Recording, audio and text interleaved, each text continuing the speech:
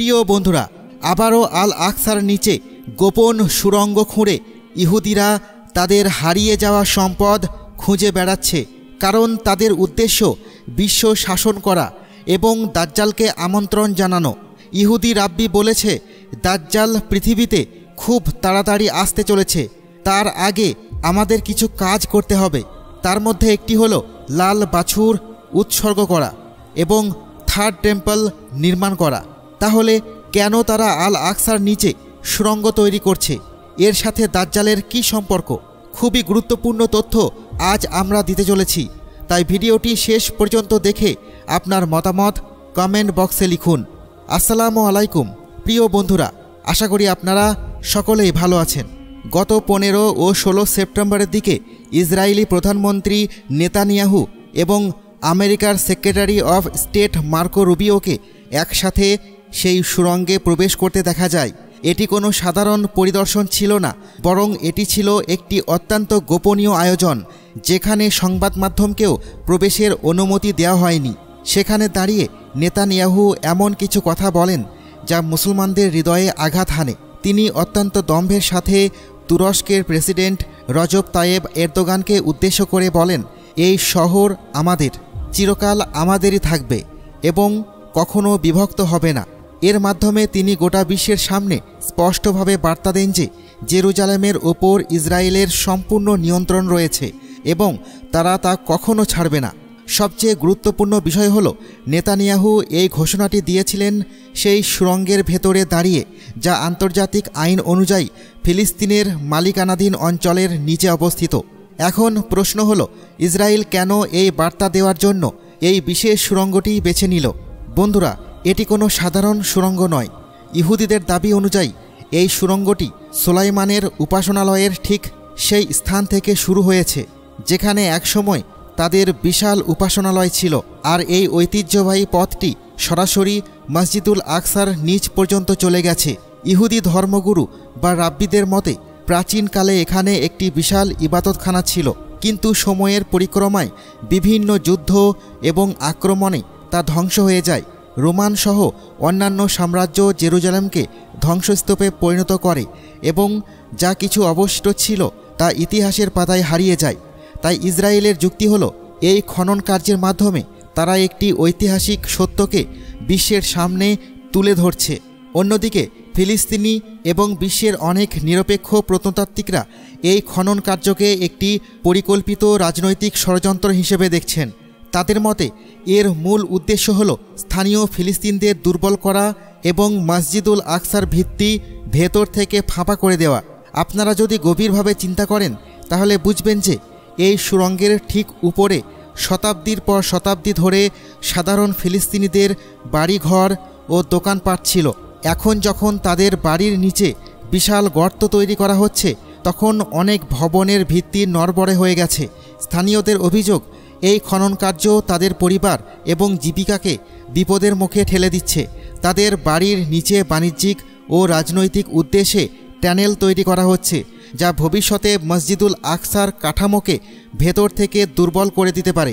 প্রিয় দর্শক, আপনাদের আরও জানাতে চাই যে কিছু ইহুদি সংগঠন এবং রক্ষণশীল গোষ্ঠী মনে করে এই ভূগর্ভস্থ সুড়ঙ্গ খননের আরেকটি বড় উদ্দেশ্য হল তাবুতে সাকিনা বা আর্ক অব দ্য কভানেন্ট খুঁজে বের করা। তাদের বিশ্বাস, মসজিদুল আকসার আশেপাশে, বিশেষ করে এর ভূগর্ভস্থ অংশে সেই পবিত্র সিন্দুকটি সমাধিস্থ করা আছে। তাই তারা দিন-রাত খনন কার্য চালাচ্ছে সেই সিন্দুকটি খুঁজে বের করার জন্য। কারণ তাদের বিশ্বাস মতে যদি এই তাবুত বা সিন্দুকটি তাদের হাতে আসে, তাহলে পৃথিবীর কোনো শক্তি তাদের পরাজিত করতে পারবে না। ইতিহাস বলে, যখনই এই সিন্দুকটিকে যুদ্ধে সঙ্গে রাখা হয়েছে, সেই যুদ্ধ তাদের জন্য বিজয়ে পরিণত হয়েছে। বনি ইসরায়েল বা ইসরায়েলিদের জন্য এই তাবুত শুধু কাঠ বা সোনা দিয়ে তৈরি একটি সাধারণ সিন্দুক ছিল না, বরং এটি ছিল মহান আল্লাহর পক্ষ থেকে পাঠানো একটি বিশেষ নিদর্শন। বলা হয়, হজরত মুসা আলাইহিসসালামের সময়ে যখন আল্লাহ তাআলা তাওরাত নাজিল করেন, তখন এর কিছু পবিত্র বাণী এবং অন্যান্য বরকতময় বস্তু এই সিন্দুকের ভেতরে রাখা হয়েছিল। বনি ইসরায়েলরা এই সিন্দুকটি তাদের যাত্রাপথে সব সময় মাঝখানে রাখত। যখন কোনো যুদ্ধ শুরু হতো তখন তারা এই সিন্দুকটিকে তাদের সৈন্যবাহিনীর সামনে রাখত এবং বিশ্বাস করত যে এটিই আল্লাহর সাহায্যের মাধ্যম। যতদিন এই তাঁবুতে তাদের সাথে ছিল তারা কখনো পরাজয়ের মুখ দেখেনি। এই কারণেই আজকের যুগেও অনেক ইহুদি গোষ্ঠী বিশ্বাস করে যে যদি তারা সেই তাঁবুতটি পুনরায় উদ্ধার করতে পারে তাহলে তাদের হারানো সম্মান, শক্তি এবং বিশ্বজুড়ে আধিপত্য আবার ফিরে আসবে। তাদের মতে দাজ্জালের আগমনের আগেই তারা এই সিন্দুকটি খুঁজে বের করতে চায়, কারণ তাদের ধর্মীয় বিশ্বাস অনুযায়ী যখন দাজ্জাল আসবে তখন বনি ইসরায়েলরা এই তাঁবুতের সাথে তার সঙ্গ দেবে এবং বিশ্বজুড়ে শাসন প্রতিষ্ঠা করবে। এ কারণেই তাঁবুতে সাকিনাকে একটি সাধারণ ধর্মীয় বস্তুর পরিবর্তে ক্ষমতার উৎস হিসেবে দেখা হচ্ছে। এখন আপনারা হয়তো ভাবছেন এই তাঁবুত আসলে কি ছিল। আসুন এর ইতিহাস সহজ ভাষায় বোঝার চেষ্টা করি। তাঁবুতে সাকিনা ছিল এক বিশেষ ধরনের কাঠের তৈরি সিন্দুক, যার উপর সোনার প্রলেপ দেওয়া ছিল। এর উপরে দুইজন ফেরেশতার মূর্তি তৈরি করা ছিল, যাদের ডানা একে অপরের সাথে মিলিত হতো, আর যে স্থানে ফেরেশতাদ্বয় মুখোমুখি হতো সেই স্থানকে রহমতের সিংহাসন বলা হতো। হজরত মুসা আলাইহিসসালাম আল্লাহর আদেশে এই তাঁবুতটি তৈরি করেছিলেন এবং এতে তাওরাতের ফলক, হজরত মুসা আলাইহিসসালামের লাঠি এবং আরও কিছু পবিত্র জিনিস রাখা হয়েছিল। বনী ইসরায়েলদের বিশ্বাস ছিল যতদিন এই তাঁবুত তাদের কাছে থাকবে ততদিন আল্লাহর রহমত তাদের সাথে থাকবে। এ কারণেই প্রতিটি যুদ্ধে, প্রতিটি সফরে এবং প্রতিটি পরীক্ষায় তারা এটিকে নিজেদের সাথে রাখত। কিন্তু সময় গড়িয়ে গেল। যখন বনী ইসরায়েলরা আল্লাহর অবাধ্য হতে শুরু করল এবং তার আদেশ থেকে মুখ ফিরিয়ে নিল, তখন আল্লাহ তাদের কাছ থেকে তার নিয়ামতগুলো ফিরিয়ে নেন। তাঁবুতে সাকিনাও তাদের কাছ থেকে ছিনিয়ে নেওয়া হয়। কিন্তু বর্ণনা অনুযায়ী শত্রুরা তাঁবুতটি লুট করে নিয়ে যায়। আবার অন্য বর্ণনায় আছে আল্লাহ নিজেই এটিকে মাটির নিচে লুকিয়ে ফেলেন, যাতে অবাধ্য জাতি এর বরকত থেকে আর কোনো সুবিধা নিতে না পারে। কথিত আছে তাঁবুতটি কোনো পাহাড় বা কোনো গুহায় সমাধিস্থ হয়ে গেছে। অনেকে আবার বলেন এটি মসজিদুল আকসার নিচেই সমাহিত রয়েছে। আর এ কারণেই ইসরায়েলি সরকার এবং রক্ষণশীল গোষ্ঠীগুলো মসজিদুল আকসার নিচে সুড়ঙ্গ খনন করছে, কারণ তারা মনে করে সেই পবিত্র সিন্দুকটি এখনও সেখানেই কোথাও মজুদ আছে।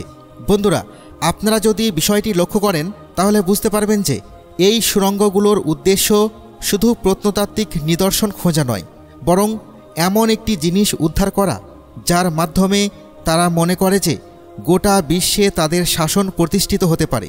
এই তাঁবুত কেবল একটি ঐতিহাসিক বা ধর্মীয় প্রতীক নয়, বরং তাদের জন্য এটি এমন এক রহস্য যা পুনরায় চালিত হলে ক্ষমতা, যুদ্ধজয় এবং রাজনৈতিক আধিপত্যের মাধ্যম হয়ে উঠবে। তারা চায় যেমনভাবে হোক পুরানো সময়ে বনী ইসরায়েলরা এই তাঁবুতের বরকতে বিজয় অর্জন করেছিল, তেমনি আজকেও তারা বিশ্বের সমস্ত যুদ্ধ জিতে নিতে চায়। এজন্যই তারা দিনরাত মসজিদুল আকসার নিচে খনন কার্য চালাচ্ছে, সুড়ঙ্গ তৈরি করছে এবং এ বিষয়ে কোনো পরোয়া করছে না যে ফিলিস্তিনিদের ঘরবাড়ি ভেঙে পড়ছে, মসজিদুল আকসার ভিত্তি দুর্বল হচ্ছে এবং মুসলিম উম্মার অনুভূতি আহত হচ্ছে। তাঁবুতে সাকিনার পাশাপাশি আরও একটি জিনিস রয়েছে যাকে ইহুদিরা তাদের চূড়ান্ত প্রস্তুতির একটি গুরুত্বপূর্ণ অংশ বলে মনে করে, আর সেটি হলো থার্ড টেম্পল। তাদের বিশ্বাস যখন তাদের মাসিহ বা ত্রাণকর্তা পৃথিবীতে আসবেন তখন তিনি ঠিক সেই স্থানে এসেই শাসন করবেন যেখানে একসময় হজরত সুলাইমানের উপাসনালয় ছিল, আর এর জন্য একটি নতুন এবং বিশাল উপাসনালয় নির্মাণ করা অপরিহার্য। তাদের মতে এই থার্ড টেম্পল শুধু ইবাদতের স্থান হবে না, বরং এটি বিশ্বজুড়ে ইহুদি শাসনের কেন্দ্রবিন্দুতে পরিণত হবে। তাই তারা চায় তাঁবুতে সাকিনাও খুঁজে পাওয়া যাক এবং থার্ড টেম্পলও একই স্থানে পুনরায় নির্মাণ করা হোক, যাতে তাদের মসিহ দাজ্জাল যখন আসবে তখন তাদের জন্য সব কিছু আগে থেকেই প্রস্তুত থাকে। এ কারণেই তারা মসজিদুল আকসার নিচে সুড়ঙ্গ খনন করছে, এর ভিত্তি দুর্বল করছে এবং কিছু ধর্মীয় উগ্রপন্থী গোষ্ঠী প্রকাশ্যে এটাও বলছে যে মসজিদুল আকসাকে সরিয়ে সেখানে পুনরায় সুলাইমানের উপাসনালয় নির্মাণ করা তাদের স্বপ্ন নয়, বরং এটি তাদের মিশন। এর জন্য তারা বিশেষ প্রতিষ্ঠান তৈরি করেছে, যারা থার্ড টেম্পল নির্মাণের জন্য প্রয়োজনীয় সরঞ্জাম, পোশাক, এমনকি কোরবানির পশু পর্যন্ত প্রস্তুত করে রেখেছে। তারা মনে করে যত তাড়াতাড়ি তারা এই জায়গাটি পরিষ্কার করতে পারবে, তত তাড়াতাড়ি তাদের মসিহ দাজ্জাল আসবে এবং বিশ্বে বনি ইসরায়েলদের রাজত্ব প্রতিষ্ঠিত হবে। এখন প্রশ্ন হলো, যদি তারা সত্যিই তাবুতটি উদ্ধার করেও ফেলে, তাহলে কি তারা বিশ্ব শাসন করতে পারবে? কেবল একটি কাঠের সিন্দুক দিয়ে কি তারা এতটা শক্তিশালী হয়ে যাবে? বন্ধুরা, এটি একটি চিন্তার বিষয়। শক্তি কেবল কোনো বস্তুর মধ্যে থাকে না। বিশ্বাস, ন্যায় বিচার এবং আল্লাহর সন্তুষ্টি ছাড়া কোনো জাতি সফল হতে পারে না। আর যখন কোনো জাতি জুলুম, অত্যাচার এবং ষড়যন্ত্রের পথে চলে, তখন ইতিহাস সাক্ষী যে তারা বেশি দিন টিকে থাকতে পারে না। তাই আমাদেরকেও সচেতন হতে হবে। এই বিষয়গুলোকে শুধু গল্প বা কল্পকাহিনী ভেবে উপেক্ষা করা উচিত নয়। এসব কিছু এক বিশাল পরিকল্পনার অংশ। ইসরায়েল তাবুতে সাকিনা খোঁজার অজুহাতে মসজিদুল আকসার নিচ থেকে মাটি খুঁড়ে এর ভিত্তি দুর্বল করে দিচ্ছে। আর আমরা যদি চুপ থাকি, তাহলে হয়তো সেই দিন বেশি দূরে নয় যখন তারা আরও অনেক দূরে এগিয়ে যাবে। বন্ধুরা, সত্যকে বোঝা, নিজের ইতিহাসকে জানা এবং নিজেদের পবিত্র স্থানগুলোর সুরক্ষা করা আমাদের সকলের দায়িত্ব। তবেই আমরা বিশ্বকে জানাতে পারব যে আমরা জাগ্রত এবং মসজিদুল আকসাকে আমরা অরক্ষিত মনে করি না।